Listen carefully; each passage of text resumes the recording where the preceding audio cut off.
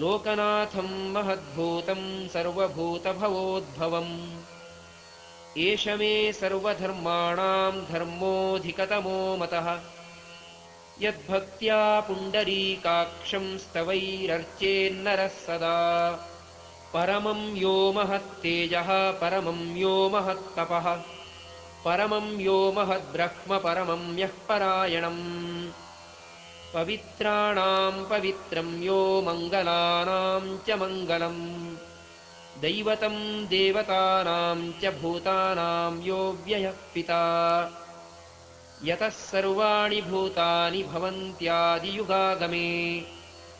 यस्मिंश्च प्रलयं यान्ति पुनरेव युगक्षये तस्य लोकप्रधानस्य जगन्नाथस्य भूपते विष्णोर्नामसहस्रं मे शृणु पापभयापहम् यानि नामानि गौणानि विख्यातानि महात्मनः ऋषिभिः परिगीतानि तानि वक्ष्यामि भूतये। ॐ नमो भगवते वासुदेवाय।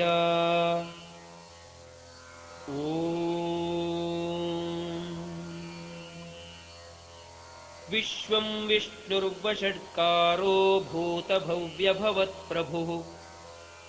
भूतकृद्भूतभृद्भावो भूतात्मा भूतभावनः भूतात्मा परमात्मा च मुक्तानां परमागतिः अव्ययः पुरुषः साक्षी क्षेत्रज्ञोऽक्षर एव च योगो योगविदां नेता प्रधानपुरुषेश्वरः नारसिंहवपुः श्रीमान् केशवः पुरुषोत्तमः सर्वः शर्वः शिवस्थाणुर्भूतादिर्निधिरव्ययः सम्भवो भावनो भर्ता प्रभवः प्रभुरीश्वरः स्वयंभूः शम्भुरादित्यः पुष्कराक्षो महास्वनः अनादिनिधनो धाता विधाता धातुरुत्तमः अप्रमेयो हृषीकेशः पद्मनाभो वरप्रभुः विश्वकर्मा मनुस्त्वष्टा स्थविष्ठस्थविरो ध्रुवः अग्राह्यः शाश्वतः कृष्णो लोहिताक्षप्रतर्दनः प्रभूतस्त्रिककुब्धाम पवित्रं मङ्गलं परम् ईशानः प्राणदः प्राणो ज्येष्ठः श्रेष्ठः प्रजापतिः हिरण्यगर्भो भूगर्भो माधवो मधुसूदनः ईश्वरो विक्रमी धन्वी मेधावी विक्रमः क्रमः अनुत्तमो दुराधर्षः कृतज्ञः कृतिरात्मवान् सुरेशः शरणं शर्म विश्वरेताः प्रजाभवः अहः संवत्सरो व्यालः प्रत्ययः सर्वदर्शनः अजः सर्वेश्वरः सिद्धः सिद्धिः सर्वादिरच्युतः वृषा कपिरमेयात्मा सर्वयोगविनिःसृतः वसुर्वसुमनाः सत्यः समात्मा संमितः समः अमोघः पुण्डरीकाक्षो वृषकर्मा वृषाकृतिः रुद्रो बहुशिरा बभ्रुर्विश्वयोनिः शुचिश्रवाः अमृतः शाश्वतस्थाणुर्वरारोहो महातपाः सर्वगः सर्वविद्भानुर्विश्वक्सेनो जनार्दनः वेदो वेदविदव्यङ्गो वेदाङ्गो वेदवित्कविः लोकाध्यक्षः सुराध्यक्षो धर्माध्यक्षः कृताकृतः चतुरात्मा चतुर्व्यूहश्चतुर्दंष्ट्रश्चतुर्भुजः भ्राजिष्णुर्भोजनं भोक्ता सहिष्णुर्जगदादिजः अनघो विजयो जेता विश्वयोनिः पुनर्वसुः उपेन्द्रो वामनः प्रांशुरमोघः शुचिरूर्जितः अतीन्द्रः सङ्ग्रहः सर्गो धृतात्मा नियमो यमः वेद्यो वैद्यः सदा योगी वीरः माधवो मधुः अतीन्द्रियो महामायो महोत्साहो महाबलः महाबुद्धिर्महावीर्यो महाशक्तिर्महाद्युतिः अनिर्देश्यवपुः श्रीमान् अमेयात्मा महादृधृक् महेश्वासो महीभर्ता श्रीनिवासः सतां गतिः अनिरुद्धः सुरानन्दो गोविन्दो गोविदां पतिः मरीचिर्दमनो हंसः सुपर्णो भुजगोत्तमः हिरण्यनाभः सुतपाः पद्मनाभः प्रजापतिः अमृत्युः सर्वदृक्सिंहः सन्धाता सन्धिमान् स्थिरः अजो दुर्मर्शनः शास्ता विश्रुतात्मा सुरारिः गुरुर्गुरुतमो धाम सत्यः सत्यपराक्रमः निमिषो निमिषस्रग्वी वाचस्पतिरुदारधीः अग्रणीर्ग्रामणी श्रीमान् न्यायो नेता समीरणः सहस्रमूर्धा विश्वात्मा सहस्राक्षः सहस्रपात् आवर्तनो निवृत्तात्मा संवृतः सम्प्रमर्दनः अहः संवर्तको वह्निरनिलो धरणीधरः सुप्रसादः प्रसन्नात्मा विश्वदृग्विश्वभुग्विभुः सत्कर्ता सत्कृतिः साधुर्जह्नुर्नारायणो नरः असङ्ख्येयो प्रमेयात्मा विशिष्टः शिष्टकृच्छुचिः सिद्धार्थः सिद्धसङ्कल्पः सिद्धिदः सिद्धिसाधनः वृषाही वृषभो विष्णुर्वृषपर्वा वृषोदरः वर्धनो वर्धमानश्च विविक्तः श्रुतिसागरः सुभुजो दुर्धरो वाग्मी महेन्द्रो वसुदो वसुः नैकरूपो बृहद्रूपः शिपिविष्टप्रकाशनः ओजस्तेजोद्युतिधरः प्रकाशात्मा प्रतापनः रुद्धस्पष्टाक्षरो मन्त्रश्चन्द्रांशुर्भास्करद्युतिः अमृतांशोद्भवो भानुः शशबिन्दुः सुरेश्वरः औषधं जगतः सेतुः सत्यधर्मपराक्रमः भूतभव्यभवन्नाथः पवनः पावनो नलः कामः कामकृत्कान्तः कामः कामप्रदप्रभुः युगादिकृद्युगावर्तो नैकमायो महाशनः अदृश्यो व्यक्तरूपश्च सहस्रजिदनन्तजित् इष्टो विशिष्टः शिष्टेष्टः शिखण्डी नहुषो वृषः क्रोधः क्रोधकृत्कर्ता विश्वबाहुर्महीधरः अच्युतः प्रथितः प्राणः प्राणदो वासवानुजः अपां निधिरधिष्ठानमप्रमत्तः प्रतिष्ठितः स्कन्दस्कन्दधरो धुर्यो वरदो वायुवाहनः वासुदेवो बृहद्भानुरादिदेवः पुरन्दरः अशोकस्तारणस्तारः शूरः शौरिर्जनेश्वरः अनुकूलः शतावर्तः पद्मी पद्मनिभेक्षणः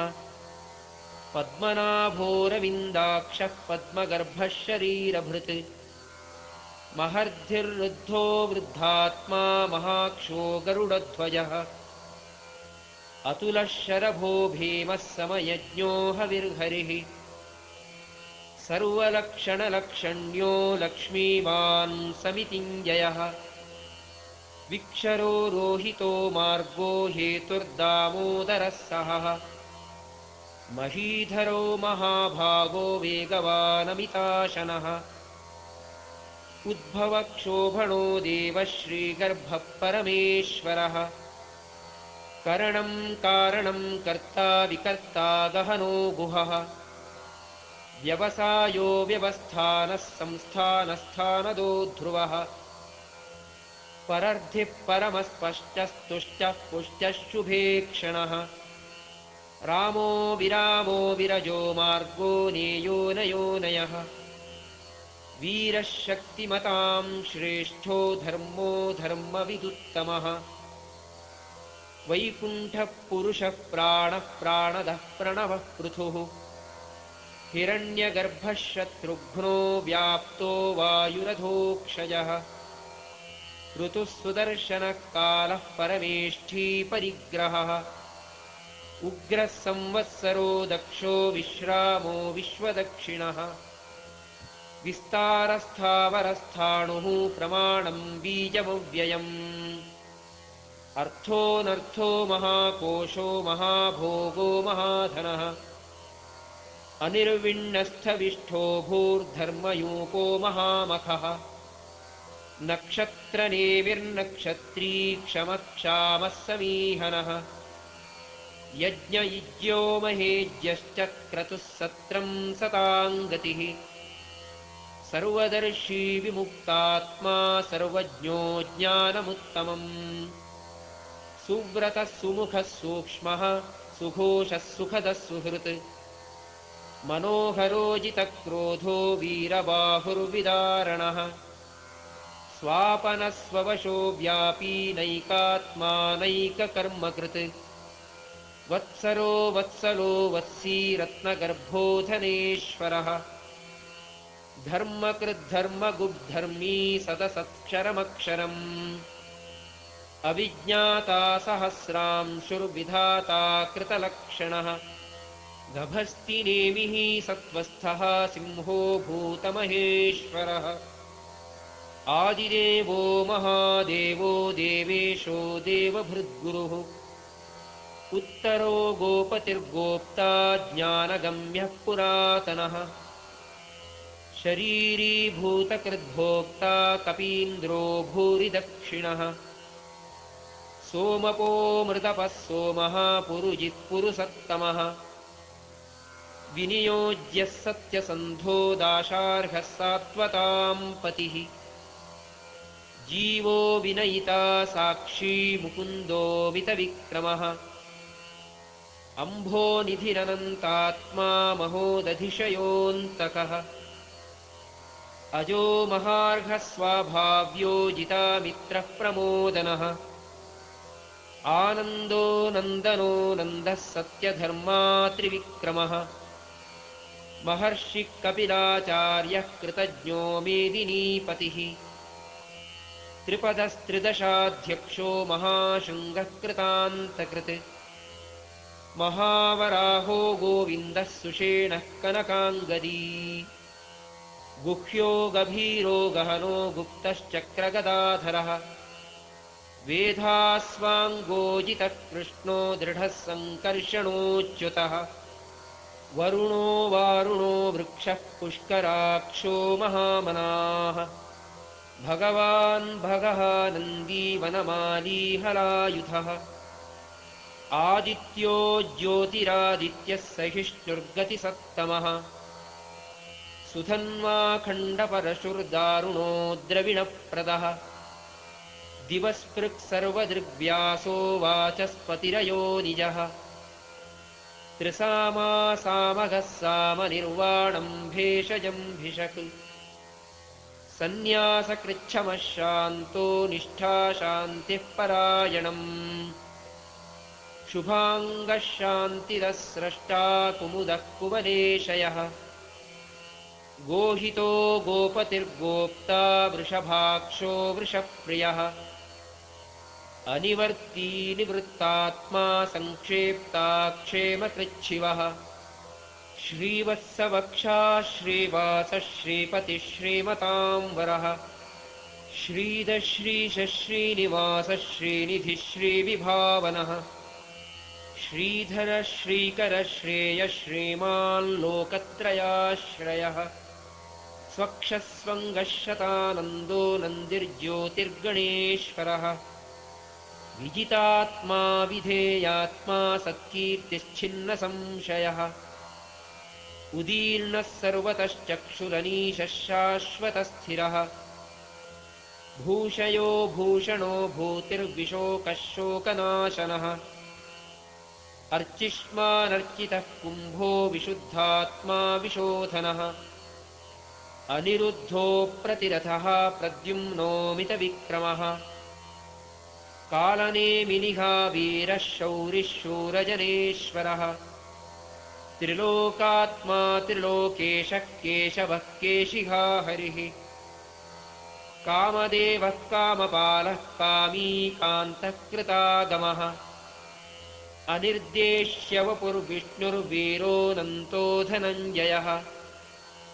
ब्रह्मण्यो ब्रह्मकृद्ब्रह्मा ब्रह्म ब्रह्मविवर्धनः ब्रह्मविद्ब्राह्मणो ब्रह्मी ब्रह्मज्ञो ब्राह्मणः प्रियः महाक्रमो महाकर्मा महातेजा महोरगः महाक्रतुर्महायज्वा महायज्ञो महाहविः स्तव्यस्तवप्रियस्तोत्रं स्तुतिस्तोतारणः प्रियः पूर्णः पूरयिता पुण्यः पुण्यकीर्तिरनामयः मनोजवस्तीर्थकरो वसुरेता वसुप्रदः वसुप्रदो वासुदेवो वसुर्वसुमना हविः सद्गतिः सत्कृतिः सत्ता सद्भूतिः सत्परायणः शूरसेनो यदुश्रेष्ठः सन्निवासः सुयामुनः भूतावासो वासुदेवः सर्वासु निलयो नलः दर्पः दर्पदो दृप्तो दुर्धरोद्धापराजितः विश्वमूर्तिर्महामूर्तिर्दीप्तमूर्तिरमूर्तिमान् अनेकमूर्तिरव्यक्तः शतमूर्तिः शताननः एकोनैकः सवक्तः किं यत्तत्पदमनुत्तमम् लोकबन्धुर्लोकनाथो माधवो भक्तवत्सलः सुवर्णवर्णो हेमाङ्गो वराङ्गश्चन्दनाङ्गदी वीरः विषमः शून्यो घृताशीलचलश्चलः अमानी मानदो मान्यो लोकस्वामी त्रिलोकधृक् सुमेधा मेधयो धन्यः सत्यमेधाधराधरः तेजो वृषोद्युतिधरः सर्वशस्त्रभृताम्बरः प्रग्रहो निग्रहो व्यग्रो नैकशृङ्गो गदाग्रजः चतुर्मूर्तिश्चतुर्बाहुश्चतुर्व्यूहश्चतुर्गतिः चतुरात्मा चतुर्भावश्चतुर्वेदविदेकपात् समावर्तो निवृत्तात्मा दुर्जयो दुरतिक्रमः दुर्लभो दुर्गमो दुर्गो दुरावासो दुरारिहा शुभाङ्गो लोकसारङ्गः सुतन्तुस्तन्तुवर्धनः इन्द्रकर्मा महाकर्मा कृतकर्मा कृतागमः उद्भवः सुन्दरः सुन्दो रत्ननाभः सुलोचनः अर्को वाजसनिःशृङ्गी जयन्तः सर्वविज्जयी सुवर्णबिन्दुरक्षोभ्यः सर्ववागीश्वरेश्वरः महाह्रदो महागर्तो महाभूतो महानिधिः कुमुदः कुन्दरः कुन्दः पर्जन्यः पावनो निलः अमृतांशोऽमृतवपुः सर्वज्ञः सर्वतोमुखः सुलभः सुव्रतः सिद्धः शत्रुजिच्छत्रुतापनः न्यग्रोधोदुम्बरोऽश्वत्थश्चाणूरान्ध्रनिषूदनः सहस्रार्चिः सप्तजिह्वः सप्तैधाः सप्तवाहनः अमूर्तिरनघो चिन्त्यो भयकृद्भयनाशनः अणुर्बृहत्कृशस्थूलो गुणभन्निर्गुणो महान् अधृतस्वधृतस्वास्यः प्राग्वंशो वंशवर्धनः भारभृत्कथितो योगी योगीशः सर्वकामदः आश्रमश्रमणक्षामः सुपर्णो वायुवाहनः धनुर्धरो धनुर्वेदो दण्डो दमयिता दमः अपराजितः सर्वसहो नियन्ता नियमो यमः सत्त्ववान् सात्विकः सत्यः सत्यधर्मपरायणः अभिप्रायः प्रियार्होर्हः प्रियकृत्प्रीतिवर्धनः विहाय सगतिर्ज्योतिः सुरुचिर्हुतभुग्विभुः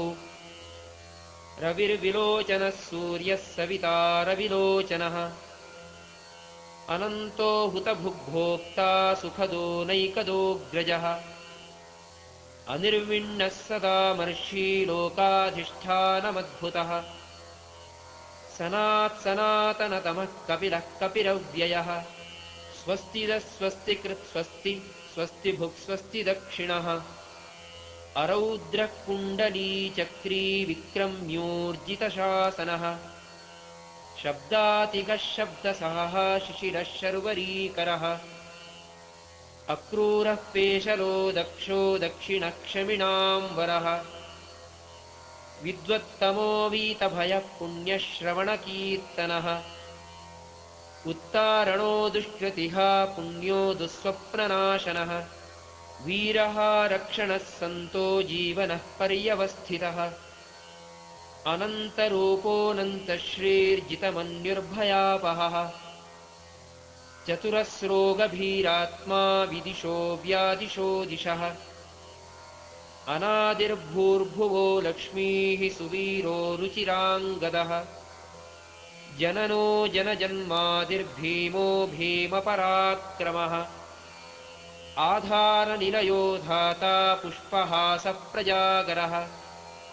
ऊर्ध्वगः सत्पथाचारः प्राणदः प्रणवः प्रमाणं प्राणनिलयः प्राणभृत्प्राणजीवनः तत्त्वं तत्त्वविदेकात्मा जन्ममृत्युजरातिगः भूर्भुवः स्वस्तरुस्तारः सविता प्रपितामहः यज्ञो यज्ञपतिर्यज्वा यज्ञाङ्गो यज्ञवाहनः यज्ञभृद्यज्ञकृद्यज्ञी यज्ञभुग्यज्ञसाधनः यज्ञान्तकृद्यज्ञगुह्यमन्नमन्नाद एव च आत्मयोनिस्वयं जातो वैखानः सामगायनः देवकीनन्दनः स्रष्टा क्षितीशः पापनाशनः शङ्खभृन्नन्दकी चक्री शार्ङ्गधन्वा गदाधरः रथाङ्गपाणिरक्षोभ्यः सर्वप्रहरणायुधः सर्वप्रहरणायुधों नम इतीदं कीर्तनीयस्य केशवस्य महात्मनः नाम्नां सहस्रं दिव्यानाम् अशेषेण प्रकीर्तितम् य इदं शृणुयान्नित्यं यश्चापि परिकीर्तयेत् नाशुभं प्राप्नुयात् किञ्चित् सोमुत्रेह च मानवः वेदान्तको ब्राह्मणः स्यात् क्षत्रियो विजयी भवेत् वैश्यो धनसमृद्धः स्यात् शूद्रः सुखमवाप्नुयात् धर्मार्थी प्राप्नुयात् धर्ममर्थार्थी चार्थमाप्नुयात् कामानवाप्नुयात् कामी प्रजार्थी प्राप्नुयात् प्रजाम् भक्तिमान्यः सदोत्थाय शुचिस्तद्गतमानसः सहस्रं वासुदेवस्य नाम्नाम् एतत् प्रकीर्तयेत् यशः प्राप्नोति विपुलं ज्ञातिप्राधान्यमेव च अचलां श्रियमाप्नोति श्रेयः प्राप्नोत्यनुत्तमम् न भयं क्वचिदाप्नोति वीर्यं तेजश्च विन्दति भवत्यरोगोद्युतिमान् बलरूपगुणान्वितः रोगार्तो मुच्यते रोगात् बद्धो मुच्येत बन्धनात् भयान्मुच्येत भीतस्तु मुच्येतापन्न आपदः दुर्गाण्यतितरत्याशु पुरुषः पुरुषोत्तमम् स्तुवन्नाम सहस्रेण नित्यं भक्तिसमन्वितः वासुदेवाश्रयो मर्त्यो वासुदेवपरायणः सर्वपापविशुद्धात्मा याति ब्रह्मसनातनम् न वासुदेवभक्तानाम् अशुभं विद्यते क्वचित् जन्ममृत्युजरा व्याधिभयं नैवोपजायते इमं स्तवम् अधीयानः श्रद्धाभक्तिसमन्वितः युज्येतात्मसुखक्षान्तिश्रीधृतिस्मृतिकीर्तिभिः न क्रोधो न च मात्सर्यं न लोभो नाशुभामतिः भवन्ति कृतपुण्यानां भक्तानां पुरुषोत्तमे द्यौः स चन्द्रार्कनक्षत्राखं दिशो भूर्महोदधिः वासुदेवस्य वीर्येण विधृतानि महात्मनः ससुरासुरगन्धर्वं स यक्षोरगराक्षसम् जगद्वशे वर्ततेदं कृष्णस्य सचराचरम् इन्द्रियाणि मनोबुद्धिः सत्त्वं तेजोबलं धृतिः वासुदेवात्मकान्याहुः क्षेत्रं क्षेत्रज्ञ एव च सर्वागमानाम् आचारः प्रथमः परिकल्प्यते आचारप्रभवो धर्मो धर्मस्य प्रभुरच्युतः ऋषयः पितरो देवा महाभूतानि धातवः जङ्गमाजङ्गमं चेदं जगन्नारायणोद्भवम् योगो ज्ञानं तथा साङ्ख्यं विद्या शिल्पादिकर्म च वेदाः शास्त्राणि विज्ञानम् एतत् सर्वं जनार्दनात् एको विष्णुर्महद्भूतं पृथग्भूतान्यनेकशः त्रीन् लोकान् व्याप्य भूतात्मा भुङ्क्ते विश्वभुगव्ययः इमं स्तवं भगवतो विष्णोर्व्यासेन कीर्तितम् पठेद्य इच्छेत्पुरुषः श्रेयः प्राप्तुं सुखानि च विश्वेश्वरमजं देवं जगतः प्रभवाप्ययम् भजन्ति ये पुष्कराक्षं न ते यान्ति पराभवम् न ते यान्ति पराभवों नम इति श्रीमन्महाभारते शतसाहस्र्यां संहितायां वैयासिक्याम् आनुशासनिके दानधर्मपर्वणि भीष्मयुधिष्ठिरसंवादे श्रीविष्णुसहस्रनामकथनं नाम 45अधिकद्विशततमोऽध्यायः। श्रीकृष्णार्पणमस्तु।